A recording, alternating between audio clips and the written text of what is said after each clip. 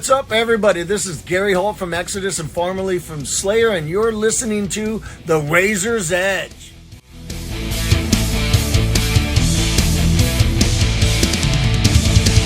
Hi, it's Kat from The Razor's Edge, and I'm here with Lockhorns. How are you guys? Yeah, very good. Just off the stage there, off of Sophie's stage, and doing some interviews. So straight at it, no rest for the wicked, right? No, we're going to get this all out of the way, and then we're going to enjoy some music and get some drinks. Oh, cool.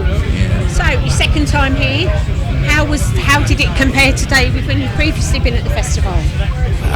Yeah. To be honest, it was insane. Like, the first time was the New Blood stage, so that progression to the Sophie stage, it was just such an experience for us. You know, we can't thank Simon Hall enough for putting us on. You know, but yeah, insane. It feels like we're dreaming. It's cool getting a green room too, you know. With a fridge of all things. And there's 3 bands here this weekend who've played all the stages. So is this main stage next, right? You know, like, we're not going to try and rush anything, but we will get on the main stage at some point. Like, that's our goal, really, at some point. We're not going to put dates on it or anything to shoot ourselves in the foot. But yeah, absolutely. So how important do you think festivals like Bloodstock are to the younger bands, you know, coming through the Metal to the Masses competition, then getting onto the Sophie stage, then main? I mean, these bands are proving it can be done. You can kind of just work your way up the ranks, can't you? Yeah, it's a big part of it, you know, Metal to the Masses influenced the culture a lot, you know, especially back in Belfast, you know, there's people that some of, I think for instance, Junior teaches a couple, and Corey as well, teach a couple of guys, you know, and they were attending it this year, you know, trying to get through, and, you know, like Bloodstock would definitely be the biggest one for like supporting younger bands, like especially in Belfast. Like, it's hard for bands to break out of the mold and get onto the main scene, like in the UK. Metal to the Masses is like the way to do that, you know. So take it from us, anyone that's like on the fence whether they enter it or not, just enter it, just do it. The experience you gather from it, the people you meet, is invaluable, you know. And what is the metal scene like over in Northern Ireland, particularly Belfast at the moment? Have we got a lot of venues, a lot of bands coming through? There's a lot of like new bands coming out.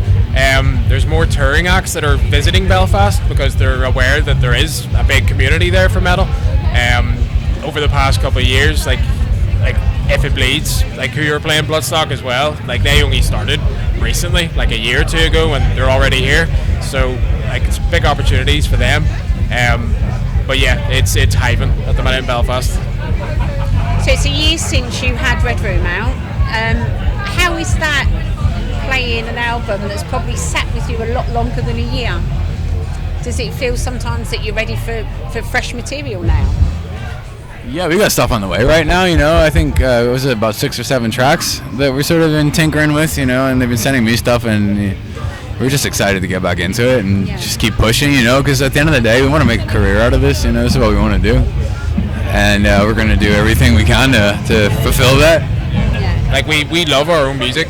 We only write the music we like, so it never really gets bored, to be honest. Like, one of the songs in our set, Wendigo, was the first track we ever like written together as a band. So you're talking about 12 years. That's like, that song's 12 years old. Time, but we still had a blast playing it up there. It felt good to play it, you know. So no, like, all the songs, we love it. I think we just forget sometimes as music fans that, you know, bands putting albums out, and what's new to us, you guys wrote, like you said, 12 years ago. Yeah. You know, your style changes, people's influence change over that time, don't they? You know, by the time the album comes out, we're kind of tired of listening to it, you know. You just want to move on to the next thing. And what is that writing process like for you guys as a band? So it's a lot of it's done with myself and Junior. Like, we'll like record stuff at home. Like, we both have decent studio setups, so we can just like record stuff, send it to each other, and it means we can write without even needing to meet in person. But it usually starts from one of us having either a riff, or if Corey has like a pattern. Like, that's where the Golden Mean came from on Red Room. Like, there's Corey had an idea of a pattern, and the whole song just like built from that. I forget the question. Well, yeah, by the time I get the tracks, are pretty much finished, you know, more or less. And then obviously if I put the vocals down, things will change slightly.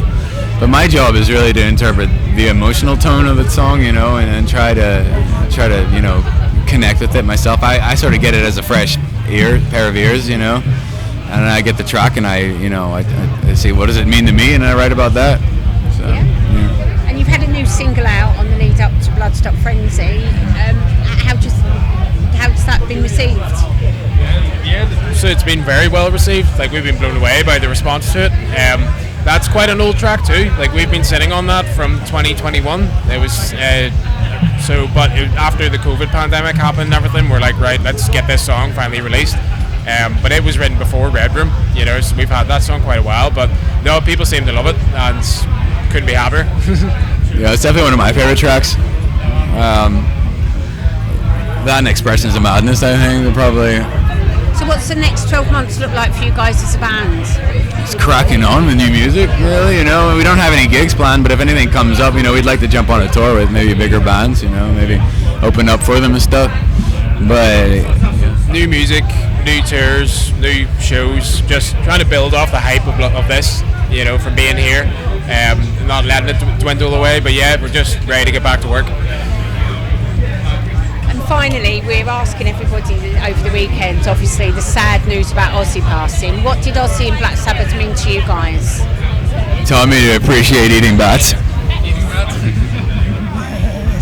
I was a huge Black Sabbath fan, like, back in the day. So like it was tough to hear. I never thought that guy would die.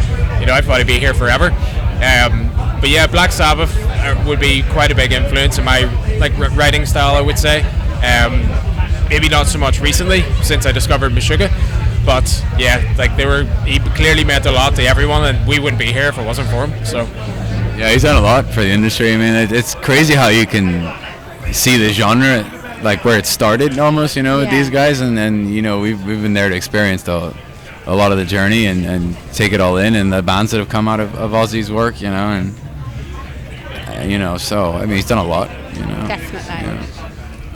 Well, thank you so much for your time. I know you guys have got a press junket to do. No rest for the wicked, yeah? That's it, yeah. And good luck with everything. Thank you very much. Thank you. Cheers.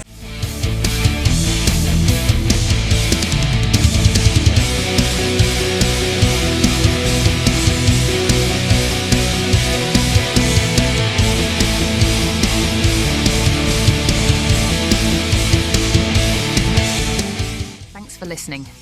Make sure you keep up to date with all of our interviews by subscribing to our channel. For all the latest news, reviews, interviews and more, head over to our website, www.therazorsedge.rocks.